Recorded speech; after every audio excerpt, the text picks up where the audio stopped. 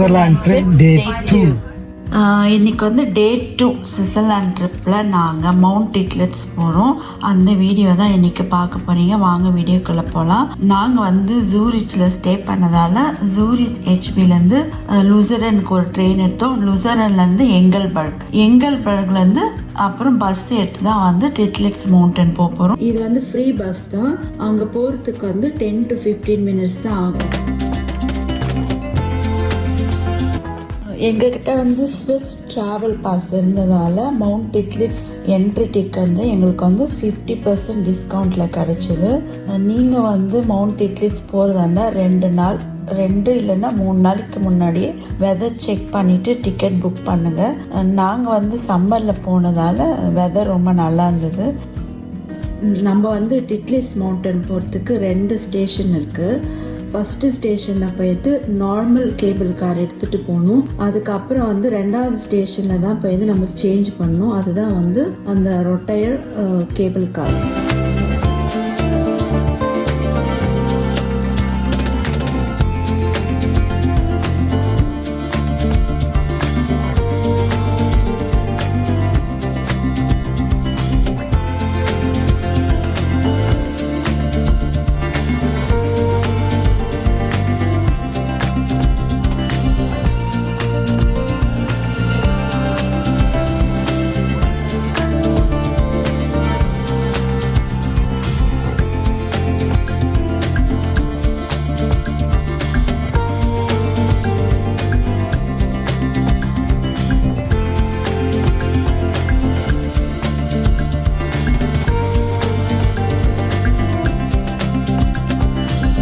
இந்த ரொட்டையர் கேபிள் காரில் தான் இப்போ நாங்கள் போக போகிறோம். இது வந்து ஜஸ்ட் 5 minutes தான் ஆகும் மேலே போகிறதுக்கு. இந்த 5 minutesல ஒரு ஃபுல் ரொட்டேஷன் ஆகும் இந்த கேபிள் கார். ஏன்னா யாருமே வந்து இந்த பேனோரமாவையை வந்து மிஸ் பண்ணிடக்கூடாதுக்காக தான். இதுதான் வந்து world first revolving cable car. இதில் போகிறதே வந்து நம்மளுக்கு ஒரு ஃபேண்டாஸ்டிக் எக்ஸ்பீரியன்ஸாக இருக்கும். அந்த கேபிள் காரில் போகும்போது பார்த்தீங்கன்னா அந்த வியூஸ் எல்லாம் ரொம்பவே அழகாக இருக்கும் பார்க்க.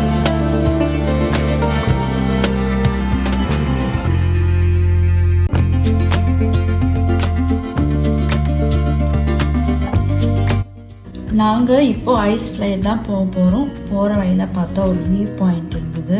அந்த வியூ பாயிண்டில் போயிட்டு நாங்கள் ஃபோட்டோஸ் வீடியோஸ்லாம் எடுத்தோம். அங்கேருந்து பார்த்தீங்கன்னா அந்த வியூவெல்லாம் பார்க்கறதுக்கு அவ்வளோ அமேசிங்காக இருந்தது. ரொம்ப சூப்பராக இருந்தது. ஃபுல்லாகவே வந்து லைக் மவுண்டன்ஸ், ராக்ஸ், அப்புறம் ஸ்னோ, இதெல்லாம் வந்து நம்ம 2 கண்ணால் பார்க்கறதுக்கும் அதே வந்து நம்ம டிவியில் பார்க்கறதுக்கும் ரொம்ப டிஃப்ரெண்ட்டாக இருந்தது.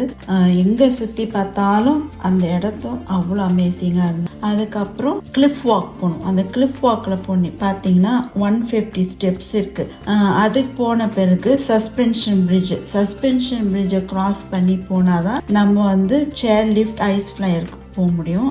அந்த சேர் லிஃப்ட் ஐஸ் ஃப்ளையரும் போகும்போது ரொம்ப நல்லா இருந்தது அந்த எக்ஸ்பீரியன்ஸு.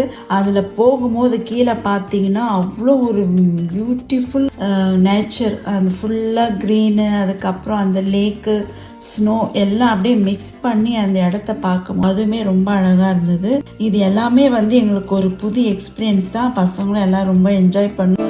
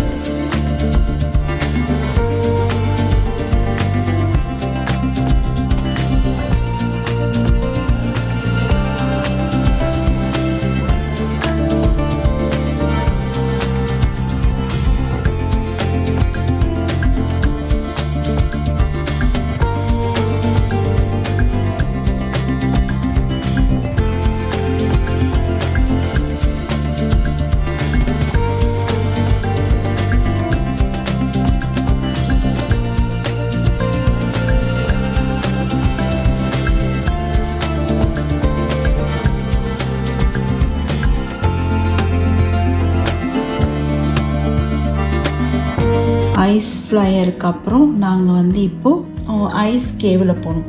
இது வந்து ஃபுல்லாக வந்து ஐஸ் தான். அந்த வால்லாம் பார்த்தீங்கன்னா அது வந்து 5000 இயர்ஸ் ஓல்டில் இருந்து இருக்கிற வந்து ஐஸ் வால்னு சொல்லியிருக்காங்க. அது வந்து ரொம்ப நம்ம கேர்ஃபுல்லாக போகணும், ரொம்ப ஸ்லிப்பரியாக இருக்கும். வாட்டர் ப்ரூஃப் ஷூஸ் எல்லாம் போட்டுன்னு போனீங்கன்னா ரொம்ப நல்லாயிருக்கும். அது இல்லாமல் நம்மளுக்கு வந்து சைடு ரெயில்ஸ்லாம் வச்சுருப்பாங்க, அதையும் பிடிச்சி போகலாம். இந்த ஐஸ் கேவ்லையும் போயிட்டு நம்மளுக்கு நிறைய ஃபோட்டோ ஷூட் ஸ்பாட் இருக்குது. மவுண்டட் டிட்லெட்ஸு, அதுக்கப்புறம் அந்த ஐஸ்லே பண்ண நிறைய கார்விங்ஸ் எல்லாம் நிறைய வச்சுருக்காங்க. அங்கங்கே உட்காந்து ஃபோட்டோ எடுத்துகிட்டு வரலாம். இந்த இடத்துக்கெல்லாம் போகணுன்னா அட்லீஸ்ட் 1 day ஸ்பெண்ட் பண்ணணும், டைம் எடுத்து பார்க்கணும். போனோமா வந்தெல்லாம் இருக்கக்கூடாது. ஏன்னா ஒவ்வொரு இடமும் நம்மளுக்கு வந்து அவ்வளோ பியூட்டிஃபுல்லாக இருக்கும் பார்க்குறதுக்கு. அதுக்கப்புறம் நாங்கள் வந்து அந்த ஐஸ் கேவில் போகும்போது அவ்வளோ ஒன்றும் கோல்டால, நாங்கள் சம்மரில் போனோம், அதனால் மேனேஜ் பண்ணிட்டோம். இந்த இடத்துல வந்து நம்ம வந்து பார்க்கணும் கண்டிப்பாக.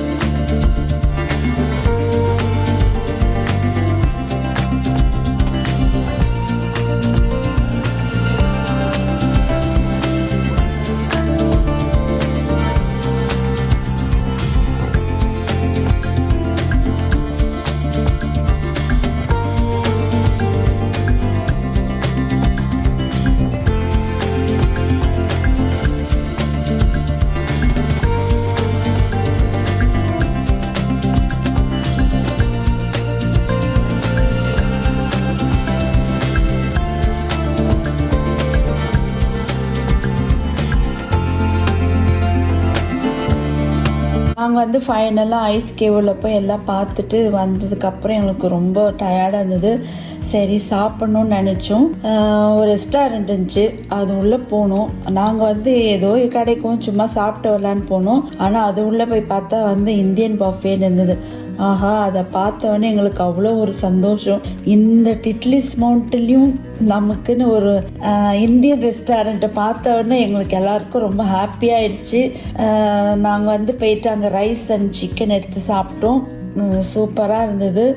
சந்தோஷமாக எல்லாரும் உட்காந்து சாப்பிட்டோம். நாங்கள் வந்து இந்த டிட்லிஸ் மவுண்டன்லேயும் நம்மளோட இந்தியன் ரெஸ்டாரண்ட்டை வந்து இருக்குதுன்னா அதை கண்டிப்பாக இந்த வீடியோவில் வந்து பதிவு பண்ணியே ஆகணுன்றதுக்காக சொல்லியே ஆகணும். நாங்கள் அந்த மவுண்டன்லேயும் நம்மளுக்கு ஒரு இந்தியன் ரெஸ்டாரண்ட் இருக்கிறத பார்த்து ரொம்ப வந்து சந்தோஷமாகவும் இருந்தது, பெருமையாகவும் இருந்தது. சாப்பிட்டெல்லாம் முடிச்சாச்சு. நாங்கள் வந்து கீழே வந்து ரிட்டர்ன் போகிறோம். இதே கேபிள் காரில் தான். எங்களோட டே ட்ரிப் வந்து டிட்லிஸ் மவுண்டனில் இப்படி தான் போச்சு. ஃப்ரம் த ஸ்டார்ட்லேருந்து ஃபினிஷ் வரைக்கும் அந்த டே வந்து ரொம்ப நல்லா என்ஜாய் பண்ணோம். இதோட ஓப்பனிங் டைம்ஸ் பார்த்தீங்கன்னா மார்னிங் 8:30 to 5 o'clock தான். எங்களோட டே 2 சுவிட்சர்லாந்து ட்ரிப் டிட்லிஸ் மவுண்டனில் ரொம்ப நல்லா போச்சு. மார்னிங்லேருந்து ஈவினிங் வரைக்கும் அங்கே நல்லா டைம் ஸ்பெண்ட் பண்ணோம். ரொம்ப ஜாலியாக இருந்தது. அந்த ஒரு நாள் வந்து நாங்கள் ரொம்ப எக்ஸைட்டடாக இருந்தது. எல்லா கேபிள் கார்லேயும் போகும்போதும் எப்படி எக்ஸ்பிளைன் பண்ணுறதுனே தெரியல, அவ்வளோ ஒரு அழகாக இருந்தது. அதை நாங்கள் பார்க்கும்போது இது வந்து நாங்கள் ஃபஸ்ட்டு எக்ஸ்பீரியன்ஸ்னால அதை எவ்வளோ என்ஜாய் பண்ணணுமோ மேக்ஸிமம் அவ்வளோ ஜாலியாக என்ஜாய் பண்ணிட்டு வந்தோம்.